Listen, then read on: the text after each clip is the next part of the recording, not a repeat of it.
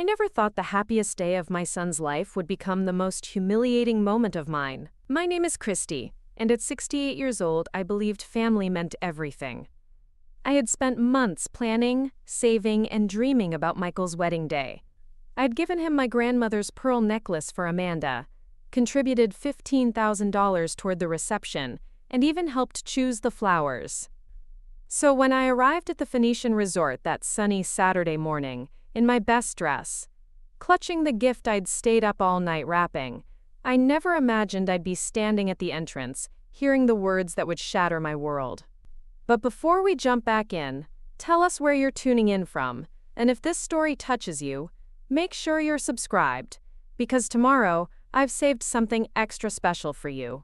Sorry, Mom, you weren't on the guest list. Those 7 words hit me like a physical blow.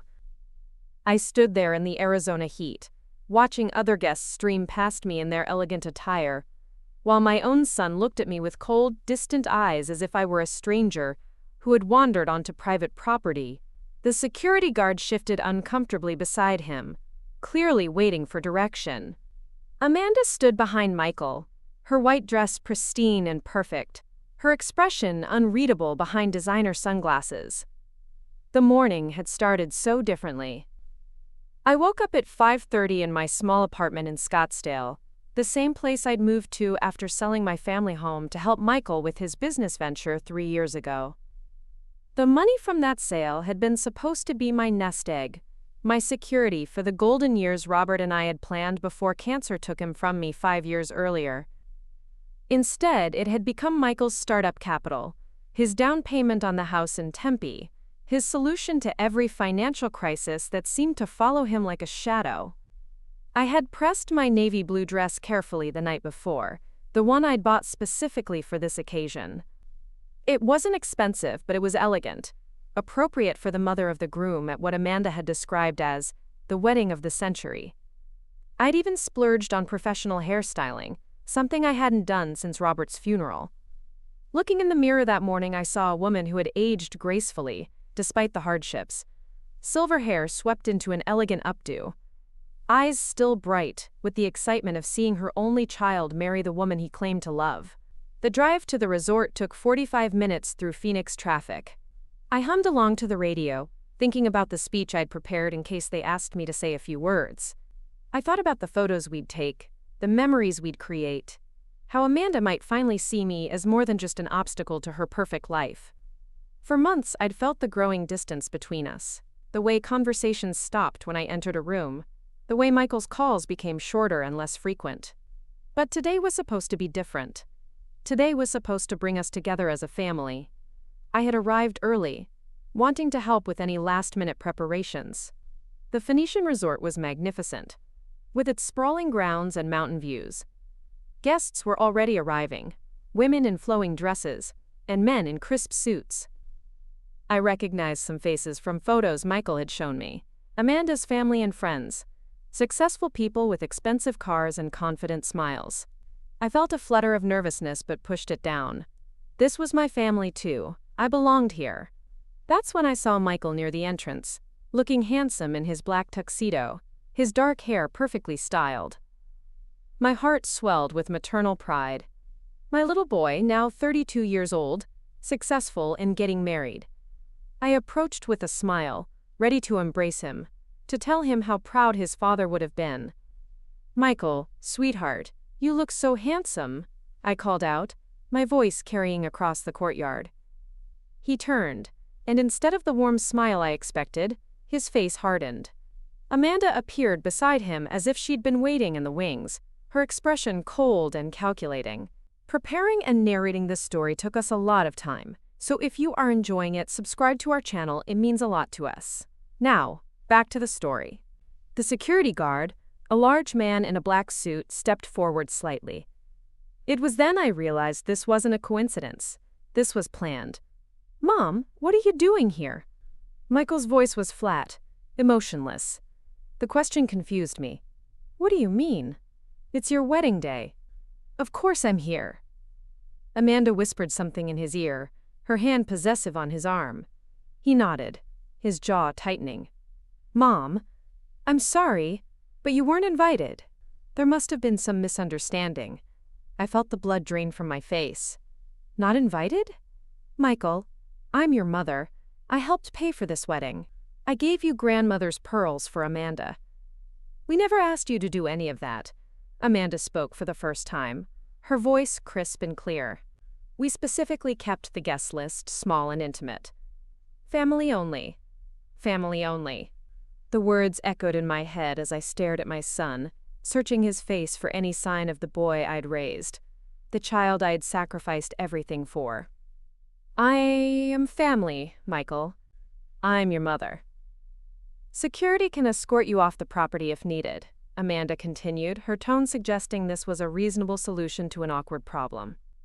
Other guests had begun to notice the commotion. I felt their curious stares, heard the whispered conversations. Heat flooded my cheeks, not from the Arizona sun but from pure humiliation. A mother being turned away from her own son's wedding by security. If someone had told me this story about another family, I would have found it unbelievable.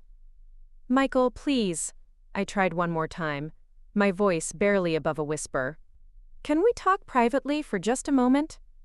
He looked at Amanda, who gave an almost imperceptible shake of her head. There's nothing to discuss, Mom. Today is about Amanda and me.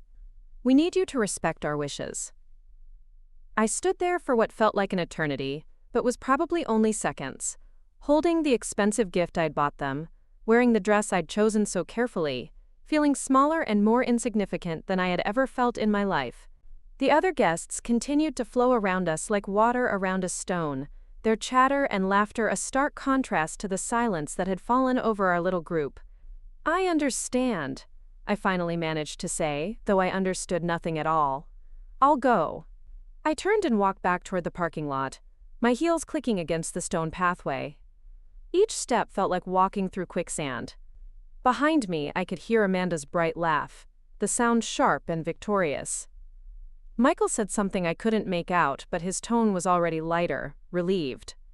The crisis had been averted. The unwanted guest had been removed. In my car, I sat for a long time before starting the engine. My hands shook as I gripped the steering wheel. The gift sat in the passenger seat, a beautiful crystal vase I'd chosen because Amanda had mentioned loving fresh flowers. Now it seemed ridiculous, this expensive gesture for a woman who had just publicly humiliated me. The drive home passed in a blur. I kept replaying the scene, wondering what I could have done differently, what I had missed. When had I become such an outsider in my own son's life? When had Amanda's influence become so complete that Michael could look his own mother in the eye and turn her away from the most important day of his life?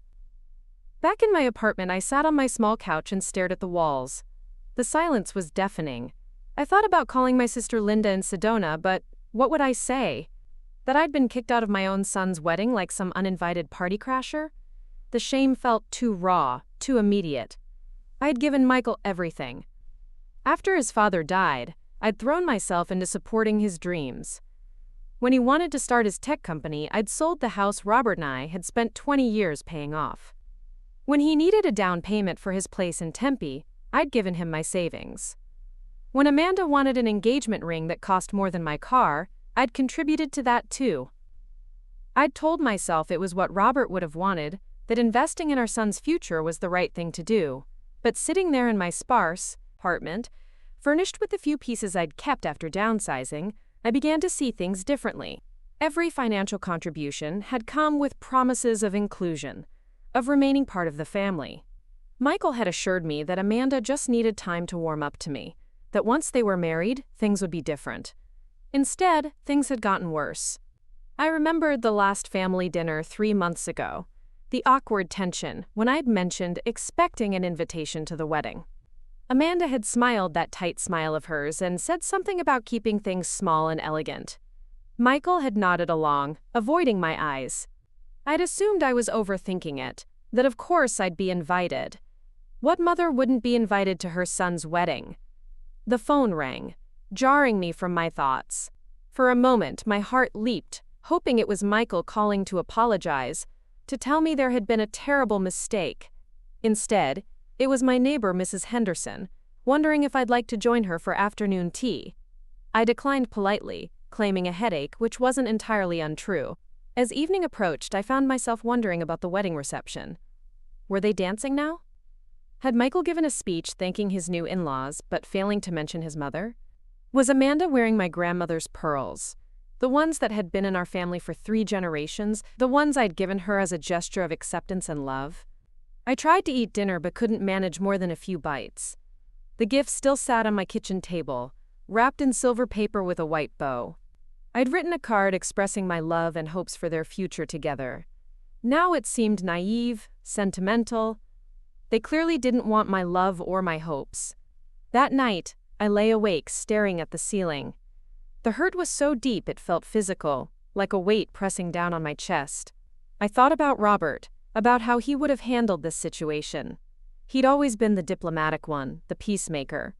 But even Robert, with all his patience and wisdom, wouldn't have stood for his son treating me this way. As the hours passed, something began to shift inside me. The initial shock and hurt were slowly being replaced by something else. Anger, yes, but also a kind of clarity I hadn't felt in years. I'd spent the last 3 years walking on eggshells around Amanda, trying to be the perfect mother-in-law, never complaining when plans were changed at the last minute or when I was obviously not welcome at gatherings. I'd convinced myself that patience and understanding would eventually win them over. But lying there in the dark, I finally admitted the truth I'd been avoiding. Amanda didn't just dislike me. She actively worked to exclude me from Michael's life. And Michael, my son, who I'd raised to be kind and loyal, had chosen to let her. Worse than that, he'd actively participated in it. The next morning, I called Linda. My sister lived in Sedona, about 2 hours north of Phoenix, in a retirement community she'd moved to after her divorce. We'd grown closer since Robert's death, talking every few weeks, but I'd been too embarrassed to tell her about the growing problems with Michael and Amanda. "Christy, you sound terrible. What's wrong?" I told her everything. The wedding, the humiliation, the years of feeling like an outsider in my own family. Linda listened without interrupting, occasionally making small sounds of sympathy or outrage. When I finished, there was a long silence. "Christy, honey, I'm so sorry. But I have to ask, why are you surprised?" The question caught me off guard. "What do you mean?" "You've been telling me for months about how they treat you. The canceled dinners, the way Amanda rolls her eyes when you talk, how Michael always takes her side. You've been hoping things would get better, but they've only gotten worse." She was right, of course. I'd been so focused on trying to fix things, on being understanding and accommodating, that I'd ignored the obvious pattern. Amanda didn't want me in their lives, and Michael was willing to sacrifice his relationship with his mother to keep his wife happy. "What am I supposed to do?" I asked, feeling lost and small. "You're supposed to stop letting them treat you like garbage," Linda said firmly. "Christy, you're an intelligent, capable woman who raised a son and supported a husband through cancer and built a life after devastating loss. You don't deserve this, and you don't have to accept it." After hanging up with Linda, I sat with her words. For so long, I'd defined myself through my relationships, first as Robert's wife, then as Michael's mother. Since Robert's death, being Michael's mother had become my primary identity. But what happened when your child decided you weren't worth having around? I spent the day thinking, really thinking, for the first time in months. I thought about my finances, carefully managed but stretched thin after all the money I'd given to Michael. I thought about my small social circle, how I'd isolated myself in my grief, and then in my efforts to be available whenever Michael needed something. I thought about my dreams, the ones I'd put on hold when Robert got sick, then forgotten entirely as I focused on helping Michael build his life. By evening, I'd made a decision. I wasn't going to wait around hoping for crumbs of affection from my son and his wife. I wasn't going to keep living on the margins of their lives, grateful for whatever minimal contact they deemed appropriate. I was going to take control of my own life for the first time in years. The first step was practical. I needed to understand my financial situation completely. Michael had convinced me to let him invest some of my money from the house sale, claiming his business contacts could get better returns than my conservative savings account. I'd been getting statements, but I'd trusted him to handle the details. Now I wanted to see everything. The next morning, I called Michael's office. His assistant put me through after I insisted it was urgent. "Mom? Is everything okay?" His voice was cautious, probably wondering if I was calling to cause drama about the wedding. "I need copies of all the investment statements for my money," I said without preamble. "The original investments and any subsequent transactions." There was a pause. "Why? Has something happened?" "I want to understand my financial position. That's not unreasonable." "Of course not. It's just, you've never asked for details before. I thought you trusted me to handle it." The word trusted hung in the air between us. "I'll pick them up from your office tomorrow," I said. "Have them ready." After hanging up, I felt a small surge of satisfaction. It was the first time in years I'd made a demand of Michael rather than a request. The statements, when I finally got them, made for disturbing reading. My initial investment of $50,000 had indeed grown, but Michael had made several withdrawals without my knowledge or consent. The account that should have held nearly $70,000 now contained less than $30,000. When I called to question him about it, his explanations were vague and defensive. "Those were loans, Mom. Short-term things for the business. I always planned to pay them back." "When?" I asked. "Soon. Things are just tight right now with the wedding expenses and the new house." The new house. Another detail I'd learned about secondhand, through casual conversation. They'd bought a larger place in an exclusive Scottsdale neighborhood, using what Michael claimed was a business loan but which I now suspected included money that rightfully belonged to me. "I want a written repayment schedule," I told him. "Mom, come on, this is family money. We're not strangers doing business deals." "Aren't we?" I asked. "Because yesterday at your wedding, I felt like exactly that. A stranger." The conversation ended badly, with Michael hanging up after accusing me of trying to sabotage his marriage and his business. But I didn't care. For the first time in years, I'd stood up for myself, and it felt good. That evening, I called Linda and told her about the money situation. She was furious on my behalf, but not surprised. "He's been using you, Christy. Taking your money, excluding you from his life, and expecting you to be grateful for whatever scraps of attention he throws your way." "What should I do?" "You should get a lawyer. And, more importantly, you should start building a life that doesn't revolve around waiting for your son to remember you exist." Linda's retirement community, she told me, wasn't just about playing bingo and waiting to die. They had art classes, book clubs, volunteer opportunities, even dating events for those who were interested. The residents were active, engaged people who'd decided that their best years didn't have to be behind them. "Why don't you come visit?" she suggested. "See what you think. There's even a unit for sale in my building." A friend moved back east to be near her daughter, and trust me, that's not a mistake you'd be making. The idea intrigued me. I'd been so focused on staying close to Michael, on being available whenever he might need me, that I'd never considered other options. But what was the point of staying in Phoenix if my son didn't want me around anyway? A week later, I drove to Sedona to visit Linda. The change of scenery was immediate and dramatic. Where Phoenix was sprawling and urban, Sedona was intimate and surrounded by stunning red rock formations. Linda's community, Sunset Ridge, was beautifully designed with walking trails, a community center, pools, and gardens. The people I met seemed genuinely happy to be there.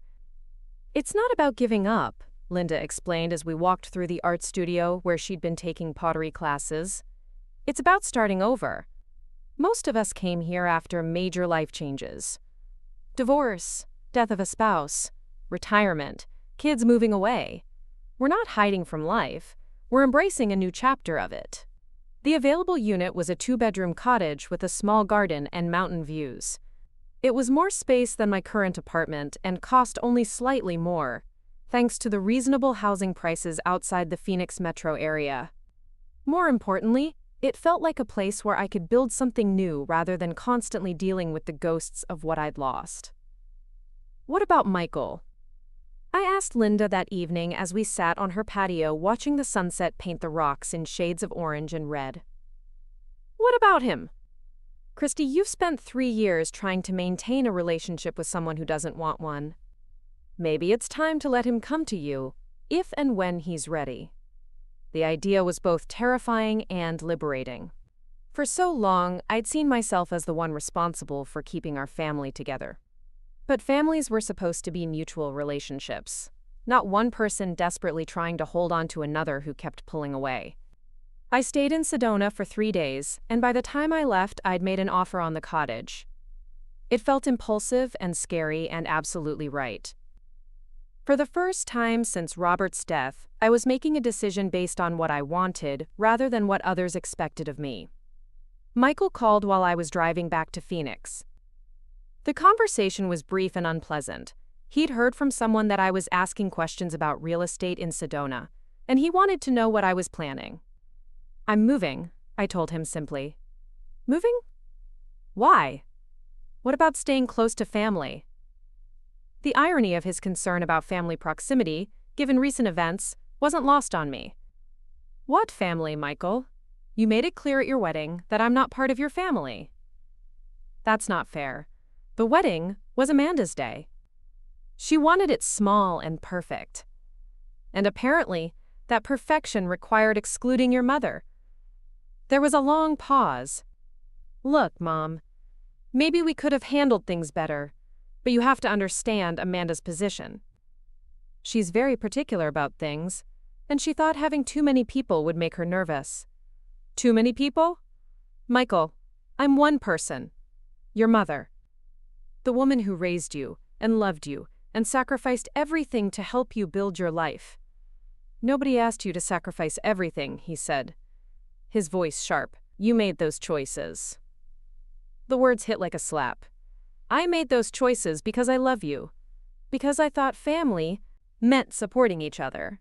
It does, but that doesn't mean you get to control our decisions or insert yourself into everything we do. Insert myself. As if wanting to attend my son's wedding was some kind of intrusion. "I'm not trying to control anything, Michael.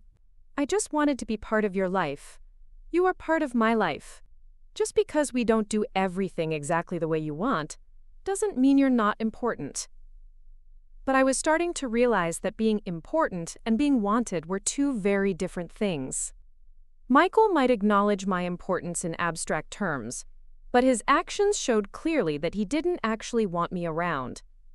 "I'm moving to Sedona next month," I told him. "I've already made an offer on a place." "Sedona?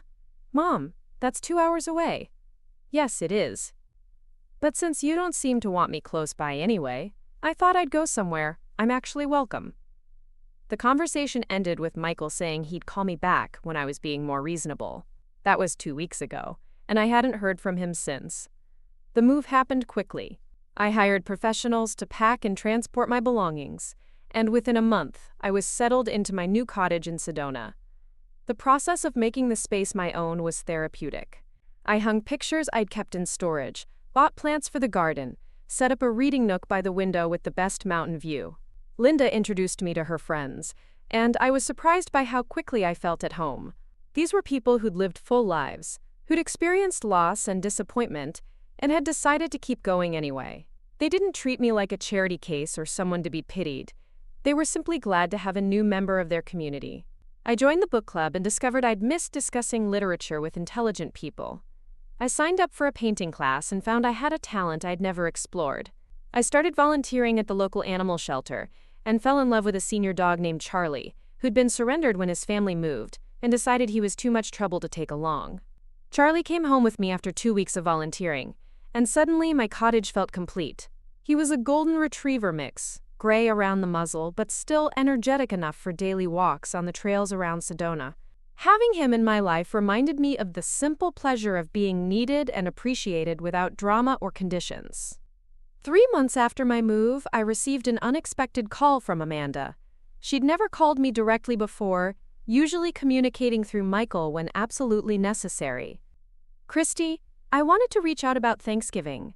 The holiday was still 6 weeks away, so this seemed unusually forward-thinking for someone who'd excluded me from a wedding with no advance notice." "What about it?" I asked carefully. "Well, Michael and I were wondering if you'd like to host dinner this year. At your new place. We could drive up to Sedona, Make it a nice family gathering. The audacity was breathtaking. They'd spent months making it clear I wasn't welcome in their lives, and now they wanted me to host them for a major holiday. I could almost picture Amanda's calculation. They probably needed somewhere to go for Thanksgiving, and my place in Sedona would make for nice Instagram photos. That's an interesting idea, I said slowly. Can I ask what prompted this sudden interest in spending time with me? Amanda's laugh sounded forced. Christy, I know things have been tense, but family is important. Michael misses you, and I think it would be good for us to reconnect. Michael misses me. If that were true, his phone seemed to be broken, because I hadn't heard from him since our conversation about my move. I appreciate the thought, I said finally, but I already have plans for Thanksgiving. It wasn't entirely true yet, but Linda had mentioned that several community members were organizing a potluck dinner for those without family obligations. It sounded much more appealing than cooking for people who'd probably spend the entire meal making passive-aggressive comments about my new lifestyle. Plans? What kind of plans? I'm spending it with friends here in Sedona. There was a pause, and I could almost hear Amanda recalculating. Well, maybe we could join you. Meet your new friends. The image of Amanda in her designer clothes and Michael with his barely concealed disdain trying to make small talk with my book club friends was almost amusing. I don't think that would work out, I said politely. Why not?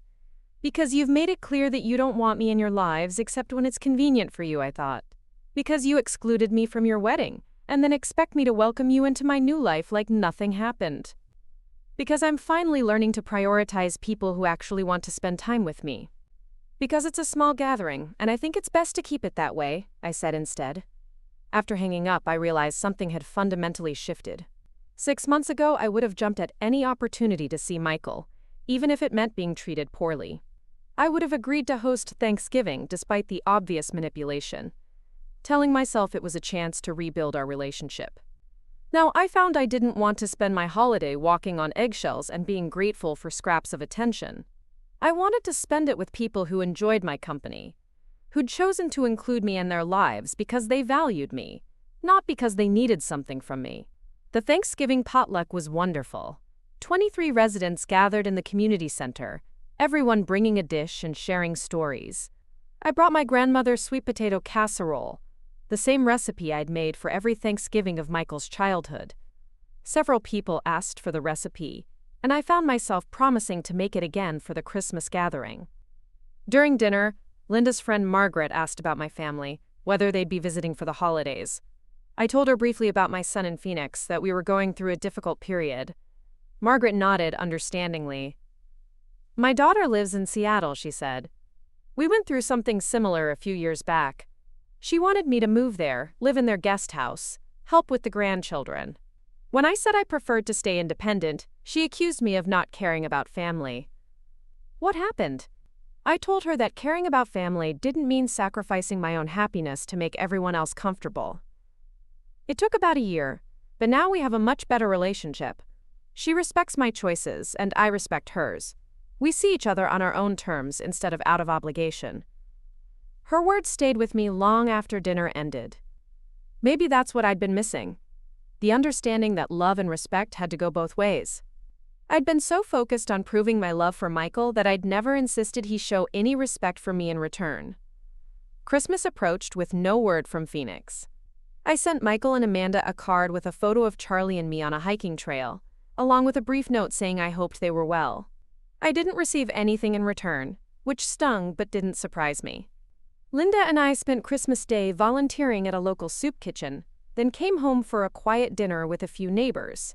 It was peaceful and meaningful, in a way that family obligations often weren't. No one criticized my cooking or made snide comments about my lifestyle choices. No one made me feel like I was intruding on their celebration. In January, I started dating. It hadn't been my intention. I joined a hiking group simply because I enjoyed being outdoors and wanted to explore more of Sedona's trails. But one of the members, a retired professor named David, asked me for coffee after a particularly challenging hike, and I found myself saying yes. David was 71, a widower who'd lost his wife 2 years earlier. He was intelligent and kind, with a dry sense of humor that reminded me a little of Robert. We started spending more time together, hiking and attending community events, and eventually going to dinner in town. I felt guilty at first, as if I were somehow betraying Robert's memory by enjoying another man's company. But Linda pointed out that Robert would want me to be happy, that finding companionship wasn't a betrayal of our marriage, but an affirmation of my belief in love and partnership. Besides, she added with a grin, Robert's been gone for 5 years. If you waited much longer, people would start to think you were planning to be buried with him. David and I took things slowly, but by spring, we were seeing each other regularly.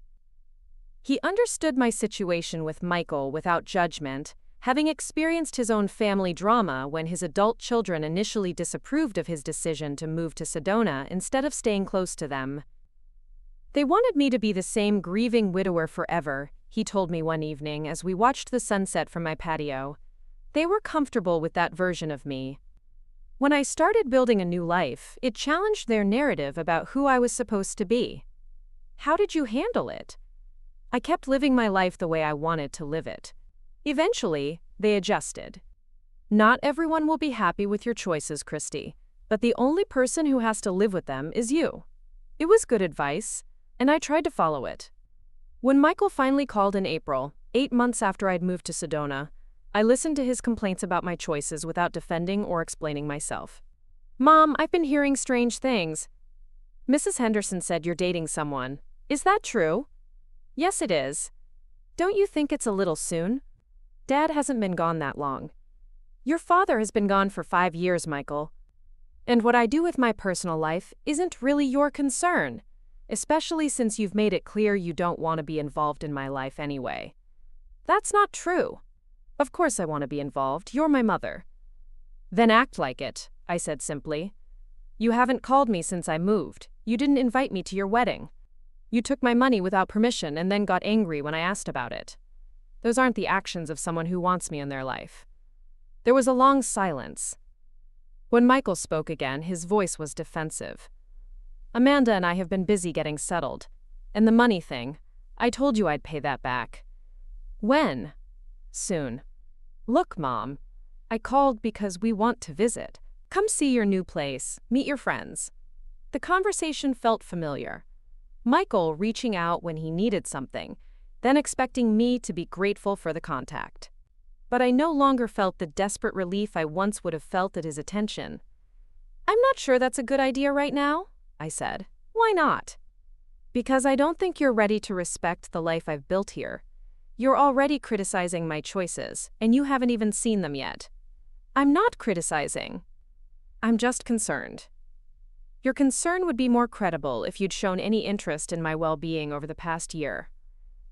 The call ended awkwardly, with Michael saying he'd call again soon but providing no specifics. I didn't hold my breath. That weekend, David and I drove to Phoenix for a concert. It was my first time back in the city since moving, and I was surprised by how little I missed it. The traffic, the heat, the sprawling suburbs, it all felt overwhelming after months of Sedona's quieter pace. Do you ever regret leaving? David asked as we sat in traffic on the way back home. No, I said, and realized I meant it completely. I regret that it took me so long to do it. Summer arrived in Sedona with its characteristic intensity, but I found myself thriving in ways I hadn't expected. The morning heat drove me indoors during the peak hours, but early evenings were perfect for walking Charlie through the Red Rock trails. David and I had developed a routine of meeting for coffee every Tuesday and hiking together on weekends. My book club was reading fascinating selections that challenged my thinking, and my painting had progressed to the point where Linda suggested I submit a piece to the community art show. For the first time in years, I felt genuinely content with my daily life. I wasn't waiting for phone calls that might not come, or walking on eggshells around people who barely tolerated my presence. Every morning, I woke up looking forward to the day ahead, rather than wondering what family crisis might emerge, or what mood Michael might be in when he finally called. The financial independence I'd achieved after settling the situation with my investment accounts had given me confidence I'd forgotten I possessed. With David's help, I'd found a financial advisor in Sedona who specialized in retirement planning. She'd been shocked at how much money I'd simply given away over the years, but she'd helped me restructure what remained into a portfolio that would support me comfortably for the rest of my life. "You have enough to live well without depending on anyone else," she'd told me during our second meeting. The key is learning to say no when people ask you to make financial decisions based on emotion rather than logic. That lesson was put to the test in early July when Michael called with what he described as an emergency. His voice was tense, worried in a way I hadn't heard since he was a teenager, calling to tell me he'd been in a minor car accident. "Mom, I need to ask you for something, and I know the timing isn't great given everything that's happened between us." I waited silently, having learned that rushing to fill uncomfortable pauses often led to agreeing to things I later regretted. "Amanda and I are in serious financial trouble. The business is struggling and we're behind on the house payments. We need a loan, just temporarily, until things turn around." "How much money are we talking about?" I asked, though I suspected I already knew the answer would be substantial. "50,000. "I know it's a lot, but we're desperate, Mom. If we don't catch up on the payments, we could lose the house." The house they'd bought with money that should have remained in my investment account. The house they'd purchased without consulting me, despite using funds I'd entrusted to Michael's care. The irony wasn't lost on me. "Michael, you haven't spoken to me in months except to criticize my life choices. You excluded me from your wedding. You took my money without permission and still haven't provided a clear repayment schedule for what you already owe me. And now you want me to loan you $50,000? I know how it sounds, but we're family. Families help each other in emergencies. Do they? Because when I needed emotional support after being humiliated at your wedding, you hung up on me. When I was struggling with the decision to move to Sedona, you criticized my choice instead of offering encouragement. It seems like your definition of family support only works in one direction." Michael's voice grew desperate. "Mom, please. Amanda is beside herself. She's talking about having to call her parents for help, and you know how that would humiliate us." I knew exactly how Amanda felt about asking her wealthy parents for financial assistance. She'd made it clear on multiple occasions that she and Michael preferred to maintain their independence from her family's money. Apparently, however, they had no qualms about depending on mine. "Have you considered selling the house and buying something more affordable?" "We can't do that. Our whole social circle is in this neighborhood. Amanda's reputation would be ruined if people thought we couldn't afford to live here." Amanda's reputation. Not their financial stability or their marriage or their future security. Amanda's social standing was more important than fiscal responsibility or treating his mother with basic respect. "I'm sorry, Michael, but I can't help you." The silence that followed was long and heavy. When Michael spoke again, his voice had changed completely, become cold and calculating in a way that reminded me uncomfortably of Amanda. "I see. So this is how you're going to be now. Moving away, dating some stranger, turning your back on your family when we need you most." "I'm not turning my back on my family. I'm refusing to enable financial irresponsibility. There's a difference. We wouldn't be in this situation if you hadn't demanded all that money back. The business was doing fine until we had to liquidate investments to pay you." The accusation hit like a physical blow. My son was actually blaming me for wanting my own money returned, money he'd taken without permission and used for purposes I'd never approved. "Michael, that money was mine. You had no right to use it without my consent, and I had every right to ask for it back. So you're going to let us lose our house because you're bitter about the wedding? I'm going to let you face the consequences of your financial decisions, because that's what adults do. You're 32 years old, Michael. You can't keep expecting your mother to bail you out every time you overspend." The conversation ended with Michael saying things I'd never heard him say before, accusations about my selfishness and my failure as a mother. He hung up before I could respond, leaving me sitting in my kitchen with the phone in my hand, feeling like I'd been punched in the stomach. Charlie seemed to sense my distress and came to sit beside my chair, resting his head on my knee. I stroked his soft fur and tried to process what had just happened. My son, the child I'd raised to be honest and responsible, had just tried to manipulate me with guilt, blamed me for his poor decisions, and then verbally attacked me when I refused to enable his irresponsibility. I called Linda, needing to talk through what had happened with someone who knew the full situation. He said, "What?" Linda's voice was sharp with anger. "Christy, I know he's your son, but that was emotional abuse." He tried to manipulate you, and when that didn't work, he attacked you personally. Maybe I should have helped them. Maybe I'm being too harsh. No, absolutely not. Christy, listen to me. They bought a house they couldn't afford, with money that wasn't theirs. They excluded you from major life events while expecting you to fund their lifestyle. And now they want you to bail them out again while blaming you for their problems. This isn't about being harsh or kind. This is about recognizing manipulation and refusing to enable it. Linda was right, of course, but that didn't make it hurt any less. I'd spent Michael's entire childhood teaching him about responsibility and consequences, about treating people with respect and kindness. Seeing him abandon those values as an adult felt like a failure of my parenting, even though I knew intellectually that adults made their own choices. David came by that evening with takeout from my favorite restaurant, having sensed from my brief text that I'd had a difficult day.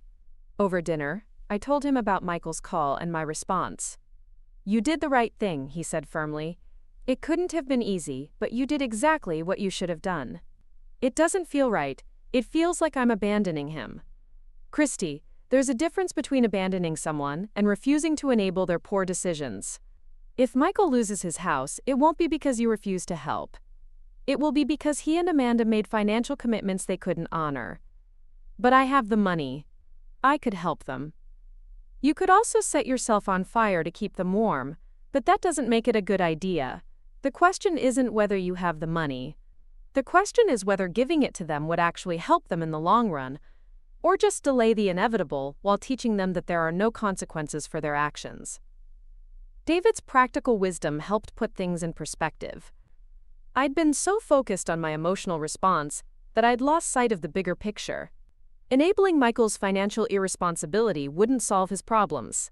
It would just postpone them, while reinforcing his belief that his mother would always be there to rescue him from the consequences of his choices. 2 weeks later, I learned through Mrs. Henderson that Michael and Amanda had indeed lost their house. She'd heard from a mutual acquaintance that they'd moved into a rental property in a less expensive area of Phoenix. I felt a pang of guilt and sadness, but I didn't call to offer sympathy or assistance. Linda had been right about setting boundaries and sticking to them. Instead, I focused on the positive aspects of my life in Sedona. My painting skills had improved dramatically, and I'd been accepted into an advanced art class that met twice a week. The instructor, a retired professional artist, had complimented my use of color and suggested I consider entering some local competitions. My relationship with David continued to deepen naturally and comfortably. We'd begun cooking dinner together several times a week, sharing stories about our past lives and making plans for the future. He'd never pushed for more commitment than I was ready to offer, but he'd made it clear that he was interested in building something lasting if I was open to it. "I'm not trying to replace your husband," he'd told me one evening as we sat on my patio watching the stars emerge. "I can't do that, and I wouldn't want to. But I think we could create something new together, something that honors both of our past experiences while giving us joy in the present." His understanding and patience meant more to me than he probably realized. After years of feeling like I had to justify my emotions and choices to Michael and Amanda, being with someone who accepted me as I was felt like a gift. The community in Sedona had embraced me completely. I'd been elected to the social committee and was helping plan the Autumn Festival. My volunteer work at the animal shelter had expanded to include helping with adoption events and fundraising activities. I'd even started a small garden behind my cottage, growing herbs and vegetables that I shared with neighbors. In August, I received an unexpected visitor. Emma, Michael's college girlfriend who'd remained close to our family even after their breakup, knocked on my door one sunny Tuesday morning. I hadn't seen her in over 2 years, not since Michael had started dating Amanda seriously. "Mrs. Morrison, I hope you don't mind me dropping by unannounced. I was in Sedona for work and couldn't leave without seeing you." Emma was a successful environmental lawyer now, based in Denver, but she'd grown up in Phoenix and still had family there. She'd heard about my move through mutual acquaintances and had been wanting to reach out but wasn't sure if it would be appropriate given her history with Michael. "Emma, of course I don't mind. Come in, please. I'll make coffee." She looked around my cottage with obvious delight, admiring the paintings I'd hung and the way I'd decorated the space to take advantage of the mountain views. "This is beautiful, Mrs. Morrison. You seem really happy here." "I am," I said, realizing as I spoke how true that was. "It took me a while to find my footing after your father died, but I think I've finally figured out how to build a life that works for me." We talked for hours, catching up on her career and personal life, discussing books we'd both read, laughing about memories from when she and Michael were dating. Emma had always been easy to talk to, intelligent and thoughtful in ways that made conversation feel effortless. Eventually, the subject turned to Michael and Amanda, though Emma approached it carefully. "I've heard things haven't been easy between you and Michael lately." "That's one way to put it," I said with a rueful smile. "I'm not sure he's very happy with the choices I've made since moving here." "From what I can see, you've made excellent choices. You seem more yourself than I've seen you in years." "What do you mean?" Emma hesitated, clearly choosing her words carefully. "When Michael and I were dating, you were always so vibrant and engaged. You had opinions about everything, you were involved in community activities. You had your own interests and friendships. In the last few years, whenever I've seen you at family gatherings, you seemed diminished somehow, like you were trying to take up as little space as possible." Her observation was more perceptive than I'd expected. I had been diminishing myself, trying to become small and unobtrusive enough that Amanda might find me acceptable and Michael might want me around. "Amanda never liked me very much," I said simply. "Amanda doesn't like anyone who might take attention away from her," Emma replied with unusual directness. "Michael's different when he's with her. More selfish, less thoughtful." I tried to maintain the friendship after they got serious, but it became impossible. She made it clear that his past relationships weren't welcome in their present life. We talked more about the changes in Michael, about how his priorities had shifted since marrying Amanda. Emma confirmed what I'd suspected, but hadn't wanted to acknowledge, that my son had become someone I barely recognized, someone who put his wife's desires above basic kindness and respect for his own mother. "I know it's not my place to say this," Emma said as she prepared to leave, "but I think you're better off building a life that doesn't depend on Michael's approval. The Michael the first dated would be horrified by the way you've been treated. Unfortunately, that person seems to be gone." After Emma left, I sat on my patio and thought about our conversation. It was painful to hear someone else confirm what I'd been slowly realizing, that my son had fundamentally changed, and not for the better. But it was also validating to hear from someone who'd known both of us during happier times, that the problems in our relationship weren't entirely my fault. September brought the Autumn Festival, and I threw myself into the planning and execution with enthusiasm. David and I worked together on the art booth, displaying local artists' work and organizing activities for children. My own paintings were included in the show, and I was thrilled when several sold to festival visitors. The success of the festival, combined with the positive response to my artwork, gave me a sense of accomplishment I hadn't felt in years. I was contributing something meaningful to my community, using skills and talents I'd forgotten I possessed. During the festival, I met Sarah, a woman about my age who'd recently moved to Sedona from California after her divorce was finalized. She was struggling with the transition, feeling guilty about leaving her adult children behind, and uncertain about whether she'd made the right decision. "I keep thinking I should move back," she told me as we worked together in the craft tent.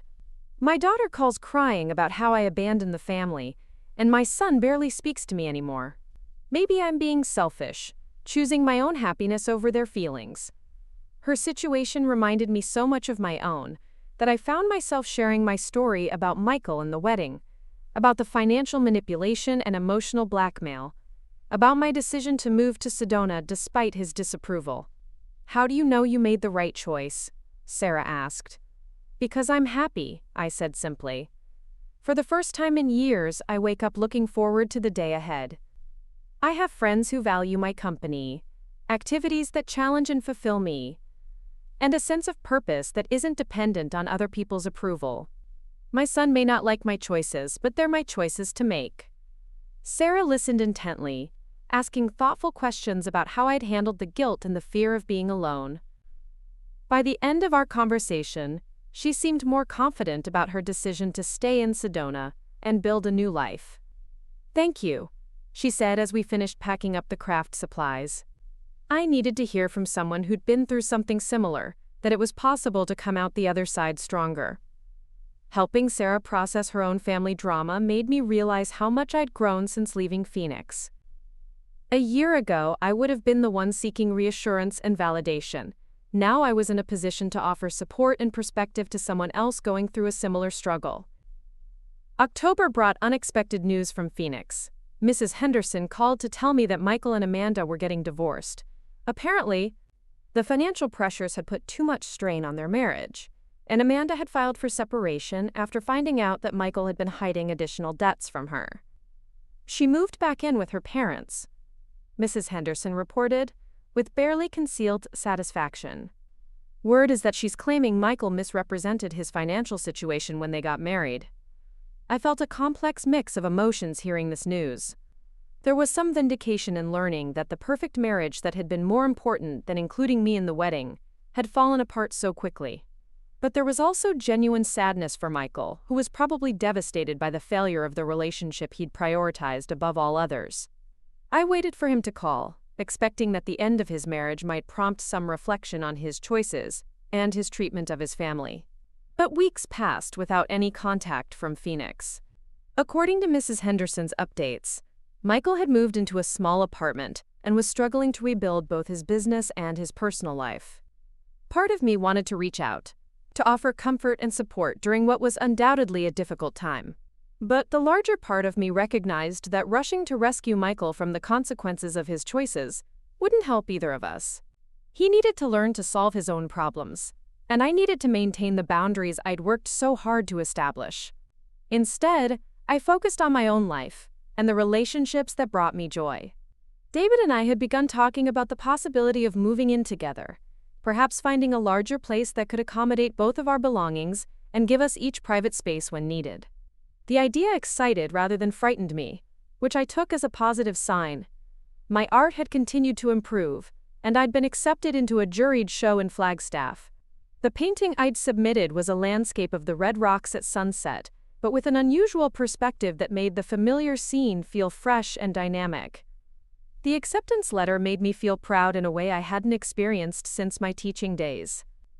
"You're becoming quite the accomplished artist," David said when I showed him the letter.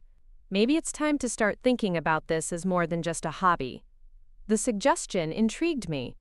I'd always thought of creativity as something other people possessed, not recognizing that my years of finding innovative ways to explain complex chemistry concepts to teenagers had been a form of artistic expression.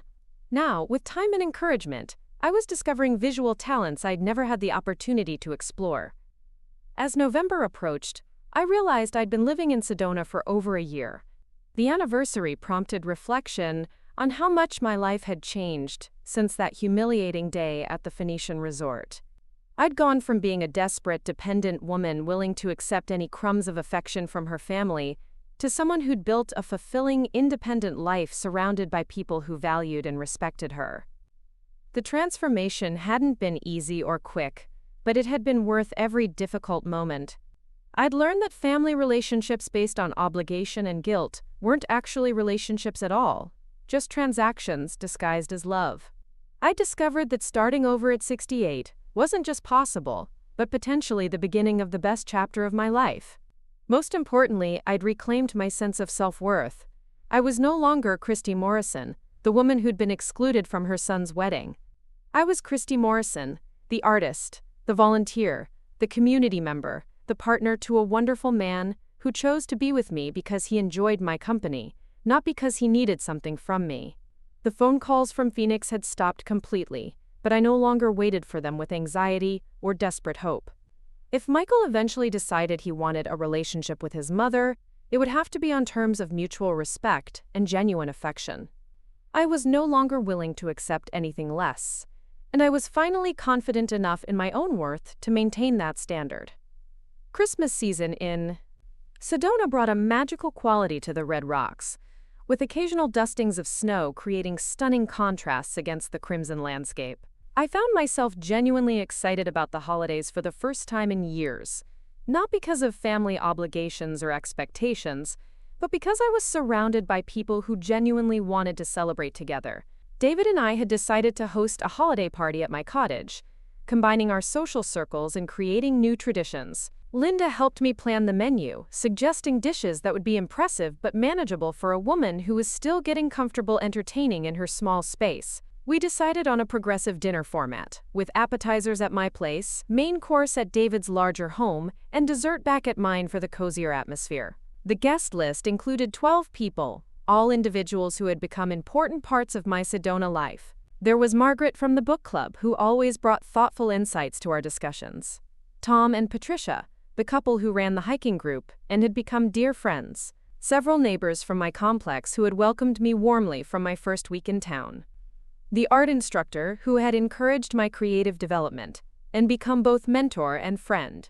As I prepared for the party, I realized how different this felt from the strained family gatherings of recent years. There was no underlying tension, no worry about saying the wrong thing or failing to meet someone's unspoken expectations. Everyone coming to my home was someone I genuinely enjoyed spending time with, and more importantly, people who seemed to enjoy my company in return. The party was a wonderful success. Conversation flowed naturally from books to travel, to local politics, to shared memories of life transitions. David proved to be an excellent co-host, making sure drinks were refilled and introducing people who hadn't met before. I watched him interact with my friends and felt a warm sense of gratitude for how seamlessly he had integrated into my life. During dessert, Margaret raised her wine glass and made an impromptu toast to Christy, who showed all of us that it's never too late to bloom where you're planted, even if you have to replant yourself to find the right soil. The sentiment brought tears to my eyes, not from sadness but from the overwhelming feeling of being seen and appreciated for who I was becoming rather than who I had been. These people knew about my difficult transition from Phoenix, my estrangement from Michael, my journey toward independence. They didn't judge me for the choices I'd made or pressure me to reconcile with family members who had treated me poorly. They simply celebrated the woman I was now. After the guests left, David helped me clean up, and we sat together on my couch with Charlie between us, looking at the Christmas tree I'd decorated with handmade ornaments from various craft fairs. "That was perfect," David said, his arm around my shoulders. "I can't remember the last time I enjoyed a holiday party so much." "Neither can I admitted. For years, holidays meant stress and walking on eggshells. I'd forgotten they could be joyful." "Your son doesn't know what he's missing," David said quietly. It was one of the few times he'd mentioned Michael directly, and I appreciated his restraint. David never pushed me to talk about my family situation, but he listened when I needed to process my feelings. His own experience with adult children who had initially disapproved of his life choices gave him perspective without making him preachy or judgmental. "Maybe," I said, "but his loss has been my gain in so many ways. If he hadn't excluded me from his wedding, I might never have found the courage to leave Phoenix. I might still be there, making myself smaller and smaller, hoping for approval that was never going to come." The new year brought fresh opportunities and challenges. I had been selected to participate in a regional art show in Flagstaff, a significant honor that would expose my work to a much larger audience. The piece I planned to submit was my most ambitious yet, a large canvas depicting the view from Bell Rock at sunrise, but with an abstract interpretation that captured the emotional as well as visual impact of the scene. Working on the painting required more studio time than my small cottage could accommodate, so I rented space in a local artists' cooperative. The arrangement introduced me to a whole new community of creative people, ranging from potters to sculptors to photographers. Many were retirees like myself who had discovered or rediscovered artistic passions later in life. The cooperative became another anchor in my Sedona life, a place where I could work in focused silence or engage in stimulating conversations about technique, inspiration, and the business side of art. Several members had successful galleries or online sales, and they generously shared their knowledge about pricing, presentation, and marketing. My confidence as an artist grew steadily through the winter months. I completed 3 new paintings that I was genuinely proud of, pieces that reflected not just technical skill but personal vision. The art instructor who had first encouraged me suggested I consider applying to teach a beginner's workshop, noting that I had a natural ability to explain complex concepts in accessible terms. "You were a teacher for 30 years, she pointed out. "Those skills don't disappear just because you've changed subjects from chemistry to color theory." The idea of teaching again appealed to me enormously. I miss the energy of working with students, the satisfaction of watching someone master a new skill, the creative challenge of finding different ways to explain the same concept until it clicked for each individual learner. In February, I submitted a proposal to offer a 6-week introductory painting course through the community center. The response was enthusiastic, with more people signing up than I had space to accommodate. I ended up offering 2 sessions to meet the demand, one for complete beginners and another for people with some experience who wanted to develop their skills further. Teaching again felt like coming home to myself in ways I hadn't expected. Standing in front of a group of eager students, demonstrating brush techniques and color mixing, answering questions and offering encouragement, I rediscovered parts of my identity that had been dormant since retirement. I was good at this, and more importantly, I loved it. My students ranged in age from early 30s to late 70s, with varying backgrounds and reasons for wanting to learn. There was Janet, a recent retiree who had always dreamed of painting but never made time for it while raising children and building a career. Robert, a widower who was looking for new ways to spend his time after losing his wife of 50 years. Maria, a young mother who was taking the class as a break from the demands of caring for twin toddlers. Each student brought their own perspective and challenges, requiring me to adapt my teaching style to different learning preferences and skill levels. The mental engagement of lesson planning and the emotional satisfaction of watching students progress reminded me how much I had missed having a sense of professional purpose. The success of my teaching led to additional opportunities. The community center asked me to develop a more advanced course for the following season. A local gallery owner, impressed by the work my students were producing, suggested I consider offering private workshops for tourists who wanted to create art inspired by Sedona's landscape. By spring, I was teaching regularly, showing my work in galleries, and earning enough money from art-related activities to cover a significant portion of my living expenses. The financial independence felt wonderful, but even more important was the sense of purpose and accomplishment that came from building something meaningful with my own efforts.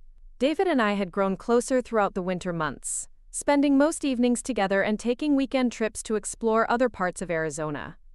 Our relationship had developed a comfortable rhythm that felt both exciting and secure. He supported my artistic endeavors without trying to manage or direct them, and I encouraged his own interests in photography and local history without feeling threatened by the time he spent pursuing them. In April, we decided to take the next step and began looking for a house we could share. The process was surprisingly fun, despite some initial concerns about combining 2 households' worth of possessions and compromising on decor preferences. We found a perfect solution in a 2-bedroom adobe home with a large studio space that could accommodate both my painting supplies and David's photography equipment. The house had a beautiful garden that was somewhat overgrown but full of potential. David was an experienced gardener, having maintained extensive flower beds at his previous home, and I was eager to try growing vegetables again after years of apartment living. We spent weekends planning which plants would thrive in the Sedona climate and designing pathways that would maximize both beauty and functionality. Moving in together felt natural and right, a progression that honored both our need for companionship and our individual autonomy. We maintained separate bank accounts and split household expenses equitably. We each had our own space for solitary activities while sharing common areas for meals, entertainment, and relaxation. The arrangement worked so well that I wondered why I had been anxious about it. Perhaps my concerns had been based on memories of my marriage to Robert, which had been loving but traditional in ways that left me with less independence than I now knew I wanted. David and I were creating something different, a partnership between equals, who chose to share their lives because it enhanced rather than diminished their individual happiness. As summer approached, I received news that my painting had been accepted into a prestigious show in Santa Fe. The notification letter mentioned that my piece had been selected from nearly 500 submissions, making acceptance a significant achievement. The opening reception would be in July, giving me time to prepare both logistically and emotionally for what felt like a major milestone in my artistic development. David was as excited about the recognition as I was, immediately suggesting we plan a long weekend in Santa Fe to attend the opening and explore the city's renowned art scene. His enthusiasm and support meant everything to me, especially since I had no family members to share the achievement with. The contrast between my current life and my previous situation became starkly clear as I prepared for the Santa Fe show.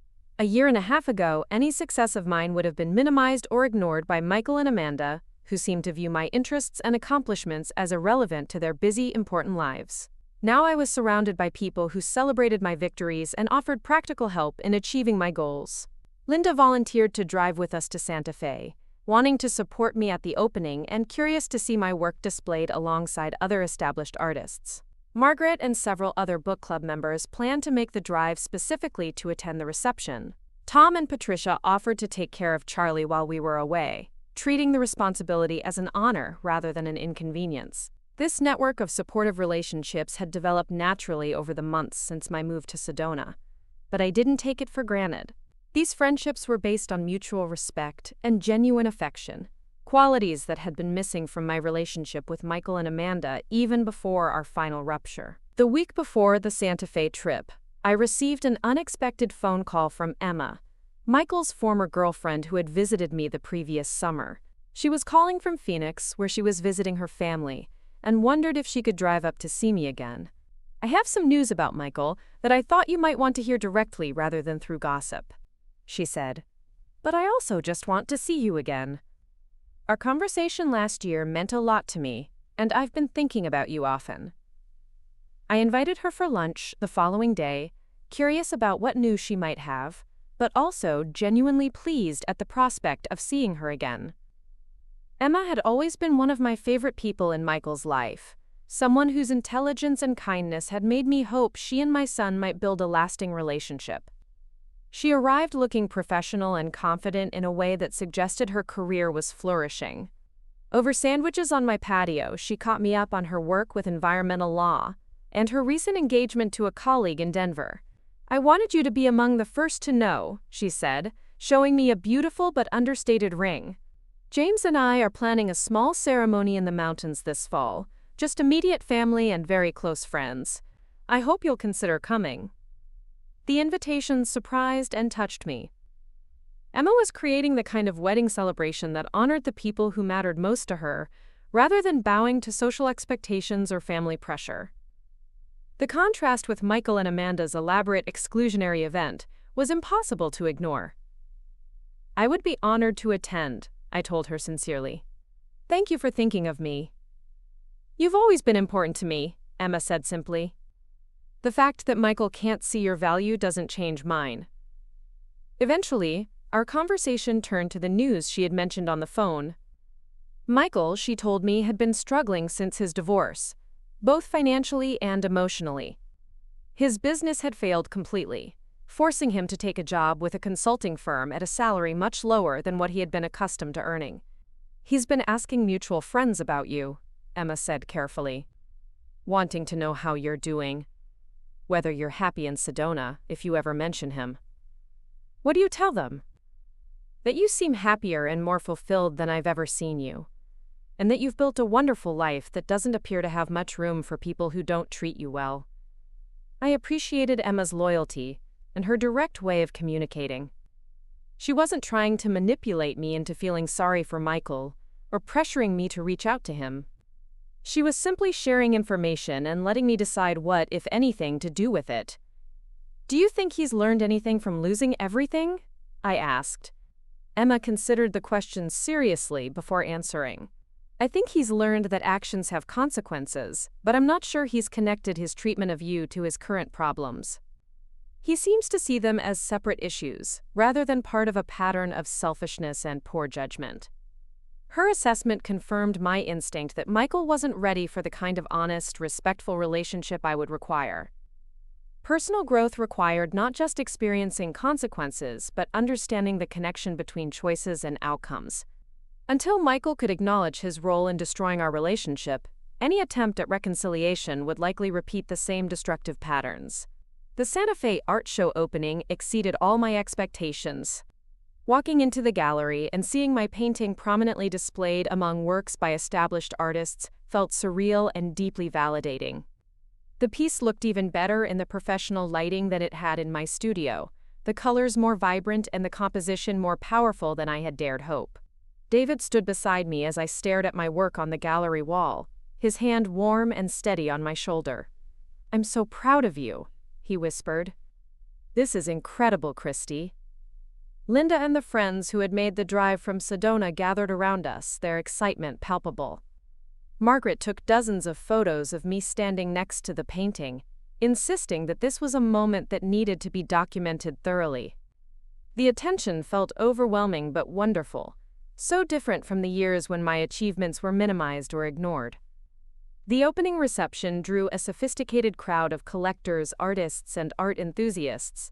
I found myself engaged in conversations about technique, inspiration, and artistic vision with people who took my work seriously. Several visitors asked about my background and training, and I discovered that my story of discovering art later in life resonated with many people who had also found creative fulfillment after major life transitions. A gallery owner from Scottsdale approached me during the evening, introducing herself as someone who specialized in representing emerging artists over 50.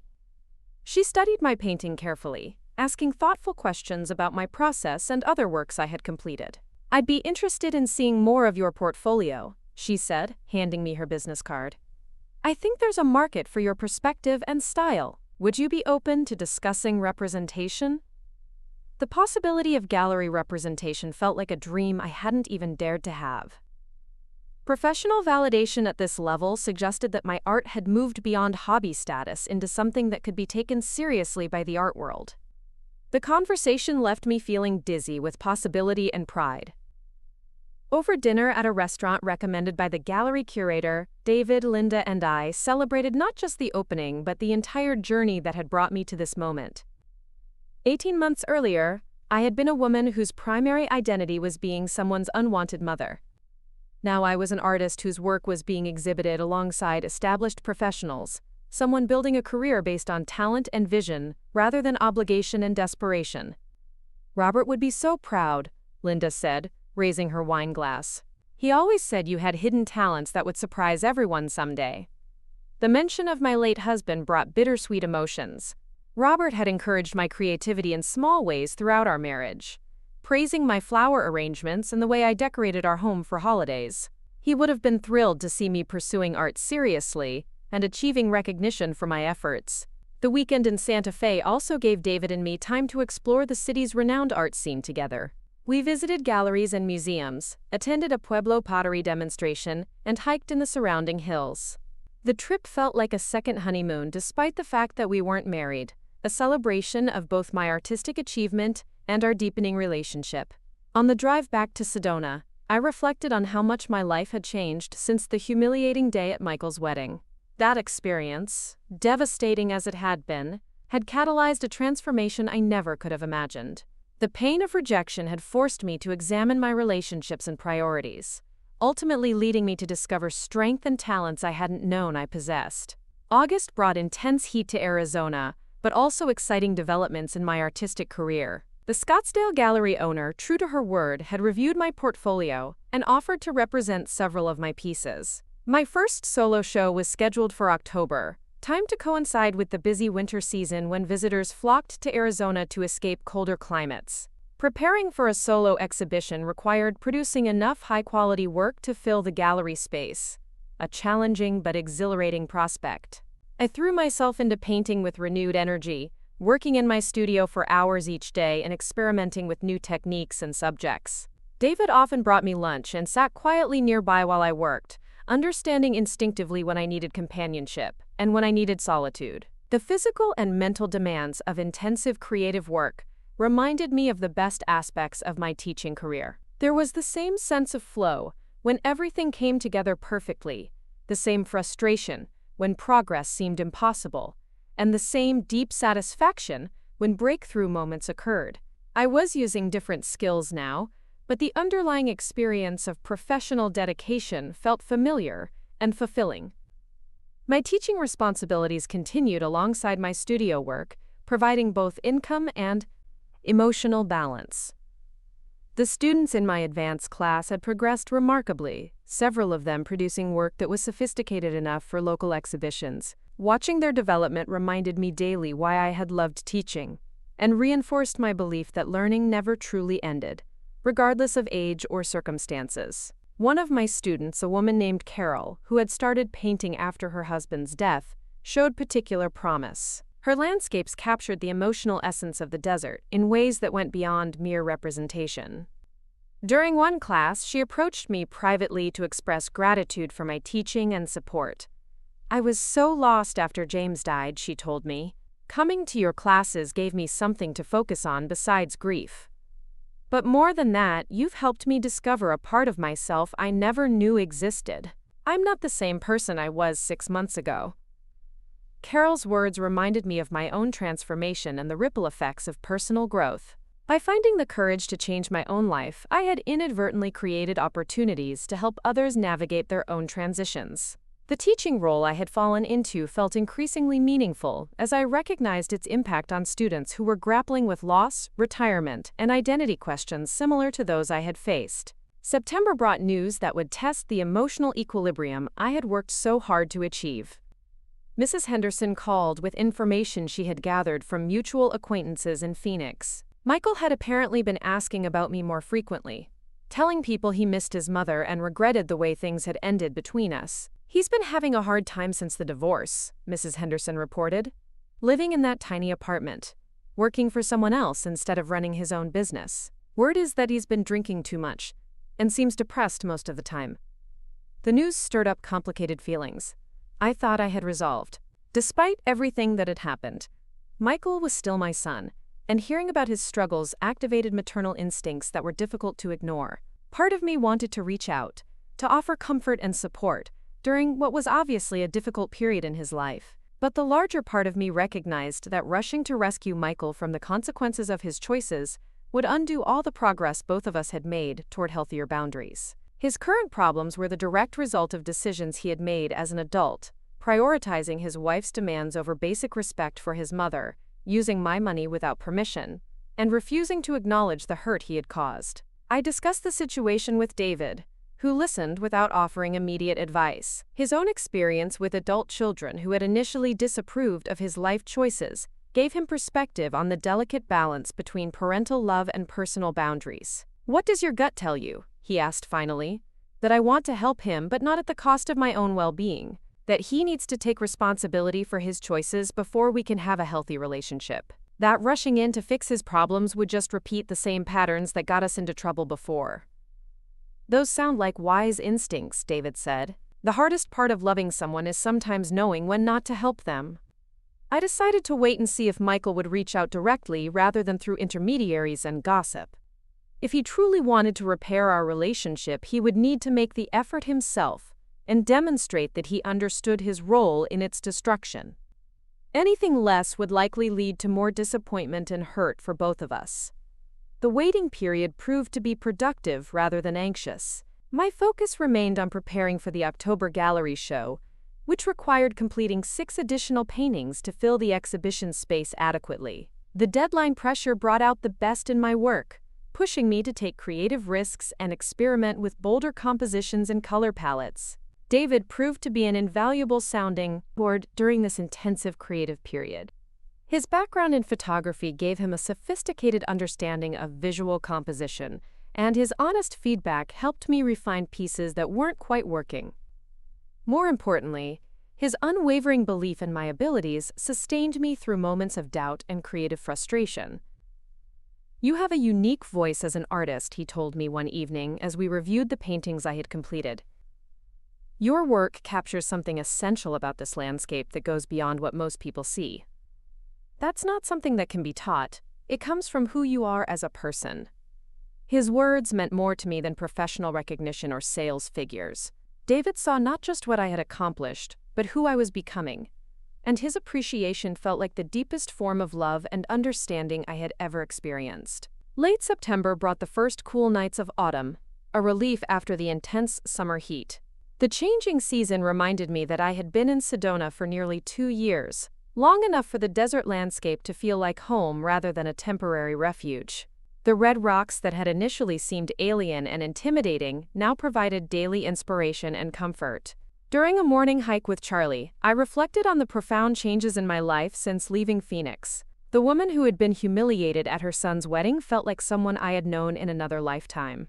That version of myself had been defined by other people's expectations and approval, willing to accept disrespect and manipulation in exchange for minimal affection and inclusion. The person I had become was fundamentally different. I made decisions based on my own values and desires rather than fear of disappointing others. I surrounded myself with people who appreciated my company rather than tolerated my presence. I pursued interests and goals that brought me joy and satisfaction rather than simply filling time while waiting for family members to need me. Most importantly, I had learned to distinguish between genuine love and emotional manipulation. Real love involved mutual respect, consideration, and support. It didn't require one person to diminish themselves to make others comfortable, and it didn't include ultimatums or threats of abandonment when boundaries were established. Emma's wedding invitation arrived in early October, beautifully designed and clearly reflecting her values of simplicity and authenticity. The ceremony would be held at a mountain lodge outside Denver, with accommodations available for out-of-town guests who wanted to make a weekend of the celebration. Reading the invitation, I was struck by how different Emma's approach was from the elaborate exclusionary event that had marked the beginning of my estrangement from Michael. Emma was creating a celebration that honored the people who mattered most to her, regardless of social expectations or family politics. The guest list would be small but meaningful, composed of individuals who had supported her and James throughout their relationship. I immediately called to accept the invitation and made arrangements to fly to Denver with David, who was eager to meet the young woman whose kindness had meant so much to me during a difficult period. The trip would also serve as a celebration of my gallery opening, which was scheduled for the week before Emma's wedding. As October approached, I felt a sense of anticipation and gratitude that would have been impossible to imagine 2 years earlier. My life was rich with meaningful relationships, creative fulfillment, and personal autonomy. The pain of being rejected by my son had catalyzed a transformation that had ultimately led to greater happiness and self-respect than I had ever known. The gallery opening was only days away, representing not just professional recognition but validation of the journey I had undertaken toward independence and authenticity. Whatever challenges lay ahead, I faced them with confidence in my ability to make good decisions and create a life aligned with my values rather than other people's expectations. My solo gallery opening was everything I had dreamed it could be, and more. The Scottsdale Gallery was packed with collectors, fellow artists, and art enthusiasts who moved through the space with genuine appreciation for the work displayed. Seeing my 13 paintings arranged professionally under perfect lighting felt like witnessing the culmination of a journey I had never planned to take. David looked handsome in his navy suit, staying close enough to offer support but giving me space to shine independently. Linda had driven down from Sedona with several of my students, their faces glowing with pride as they watched me interact confidently with potential buyers and art critics. The evening felt like a celebration not just of my artwork but of the courage it had taken to rebuild my life from scratch. By the end of the evening, 7 pieces had sold, including the large sunset landscape that had been my entry into serious painting. The financial success was gratifying, but even more meaningful was overhearing conversations where people discussed the emotional impact of my work, the way it captured both the beauty and the spiritual essence of the desert landscape. The gallery owner pulled me aside as the reception wound down. "Christy, this exceeded my expectations completely. I think we should start planning your next show, maybe for spring. You have a distinctive voice that people are responding to." Standing in that gallery, surrounded by friends and admirers, I thought about the woman who had been turned away from her son's wedding less than 2 years earlier. That humiliation had felt like the end of everything important in my life. Instead, it had been the beginning of discovering who I really was when I stopped trying to be who others wanted me to be. Emma's wedding in Colorado was intimate and beautiful, exactly the kind of celebration I wished Michael had chosen. The ceremony took place at sunset on a wooden deck overlooking snow-capped peaks, with only 30 guests witnessing the exchange of vows that focused on partnership, respect, and mutual support. During the reception, Emma made a point of introducing me to her parents and James's family, describing me as someone who had been important to her for years and remained a cherished part of her chosen family. The contrast to Amanda's cold dismissal couldn't have been starker, and I felt grateful once again that Emma had stayed in my life despite her breakup with Michael. "You look radiant," Emma told me during our dance to the string quartet. "Success agrees with you." "Happiness agrees with me," I corrected gently. "Success is just a pleasant side effect." The flight home to Phoenix gave me time to reflect on how different my life had become from anything I had imagined possible. At 70, I was more fulfilled professionally and personally than I had been at 40. The relationships in my life were based on mutual choice and genuine affection, rather than obligation and desperation. Back in Sedona, autumn brought news that would test everything I had learned about boundaries and self-respect. Michael called on a Tuesday evening in November, his voice hesitant and subdued in a way I hadn't heard since he was a child. "Mom, I know I don't deserve to ask, but could we talk? Really talk, not just argue or make excuses. I've been thinking about everything that happened, and I realize I need to make some things right." The conversation that followed was unlike any we had shared since his childhood. Michael acknowledged that he had treated me terribly, that his behavior at the wedding and afterward had been inexcusable, and that he had allowed Amanda to poison his perspective on our relationship. He admitted to using my money inappropriately and expressed genuine remorse for the financial manipulation. "I lost everything because I thought I was smarter than everyone else," he said quietly. "The business, the marriage, the house. But losing your respect and love was the worst part, and that was entirely my fault." I listened carefully, looking for signs of manipulation or attempts to minimize his responsibility. Instead, I heard genuine accountability and what sounded like real understanding of how his choices had affected both of us. "I'm not asking you to forgive me right away," Michael continued. "I know I have to earn that. But I'm hoping you might be willing to let me try." We talked for over an hour, the first honest conversation we had shared in years. Michael told me about his struggles since the divorce, his realization of how much Amanda had controlled his thinking, and his growing understanding of what he had lost by prioritizing her demands over basic decency toward his mother. "I saw photos of your art show online," he said near the end of our call. "I'm so proud of you, Mom." I should have said that years ago, but I was too wrapped up in my own problems to see how amazing you are. I didn't commit to anything during that conversation except agreeing to continue talking. Trust, once broken, required time and consistent behavior to rebuild. But for the first time in years, I felt hopeful that my son might be capable of the kind of relationship I had always wanted with him. Over the following months, Michael proved his sincerity through actions rather than just words. He sent regular emails updating me on his therapy sessions and his efforts to understand the patterns that had led to his poor choices. He never pressured me for immediate forgiveness or demanded more contact than I was comfortable with. Most importantly, he began making payments toward the money he had taken from my investment account, even though his reduced income made the installments a real sacrifice. The gesture meant more than the actual money, because it demonstrated his commitment to making amends for his past behavior. By spring, we had progressed to monthly phone calls and occasional visits when he drove up to Sedona. Michael was respectful of my new life, expressing genuine interest in my artwork, my teaching, and my relationship with David. He never criticized my choices or suggested I should move back to Phoenix to be closer to him. The healing process was gradual and sometimes difficult, but it felt authentic in a way our relationship hadn't for years. We were building something new based on mutual respect rather than trying to recapture a dynamic that had never really worked for either of us. David and I married in a small ceremony the following autumn, surrounded by the community of friends who had become our chosen family. Michael attended and gave a speech that brought tears to my eyes, talking about the strength and grace his mother had shown in rebuilding her life and expressing gratitude for David's role in my happiness.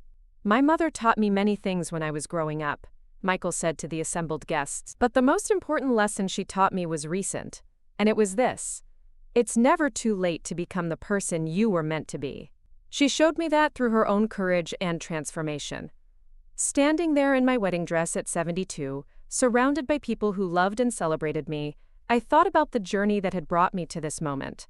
The pain of being excluded from Michael's wedding had felt like the end of my story. Instead, it had been the catalyst for the most fulfilling chapter of my life.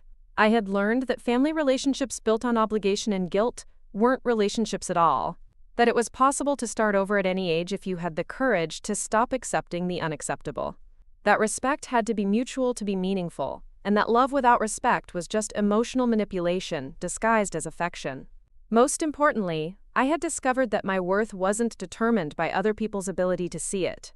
I was valuable because of who I was, not because of what I could provide to others. That realization had set me free to create a life of purpose, creativity, and genuine happiness. As David and I danced to our first song as husband and wife, with the red rocks of Sedona glowing in the sunset behind us, I felt profound gratitude for every step of the journey that had brought me here. Even the painful parts had been necessary, teaching me lessons I couldn't have learned any other way. The woman who had been turned away from her son's wedding was gone, replaced by someone stronger, wiser, and infinitely more at peace with herself. And that transformation, as difficult as it had been, was the greatest gift I had ever given myself. Up next, you've got 2 more standout stories right on your screen. If this one hit the mark, you won't want to pass these up. Just click and check them out.